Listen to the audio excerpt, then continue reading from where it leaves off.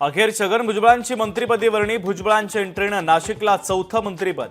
भुजबळांकडे अन्न व नागरी पुरवठा विभागाची जबाबदारी जाण्याची शक्यता. एका भ्रष्ट मंत्र्याच्या जागी आता दुसरा भ्रष्ट मंत्री. सामाजिक कार्यकर्ते अंजली दमानिया यांची भुजबळांच्या मंत्रिपदावर टीका. मंत्रिमंडळाच्या बैठकीमध्ये महत्त्वाच्या घोषणा. राज्यामध्ये गृहनिर्माण योजनेला मंजुरी तर धुळ्यातील सिंचन प्रकल्पालाही मंजुरी. मुख्यमंत्री देवेंद्र फडणवीस उद्या महत्त्वाची बैठक घेणार. बैठकीमध्ये खरीप हंगामाचा घेणार आढावा.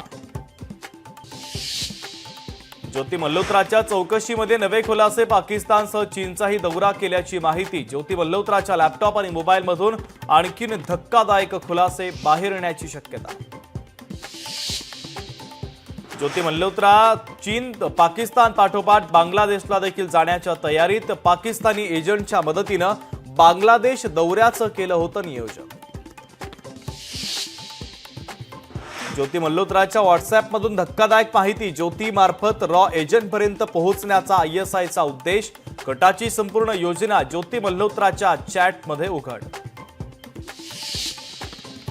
लग्नाचा आमिष देऊन माझ्याकडून भारतीय लष्कराची माहिती गोळा करण्याचे प्रयत्न. चौकशी दरम्यान गजालाचे दानिशवर आरोप.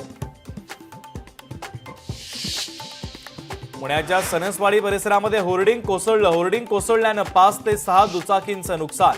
सुदैवानं कोणतीही जीवितहानी नाही. हवामान विभागाकडून मुंबईसह संपूर्ण महाराष्ट्राला अलर्ट. मेघगर्जनेसह मुसळधार पावसाची शक्यता. दक्षिण कोकण, दक्षिण महाराष्ट्र आणि मुंबईवर विशेष परिणाम जाणवणार. मुंबई शहर आणि उपनगरामध्ये ढगांच्या गडगडाटासह जोरदार पाऊस. लोअर परळ, कुर्ला आणि अंधेरीमध्ये पावसाचा जोर कायम. तर पाणी भरल्यानं अंधेरी सबवे वाहतुकीसाठी पूर्ण बंद. कल्याणमध्ये इमारतीचा स्लॅब कोसळला. ढिगाऱ्याखालून 9 जणांना बाहेर काढण्यात यश. इमारतीचा स्लॅब कोसळल्यानं दुर्दैवी 6 जणांचा मृत्यू.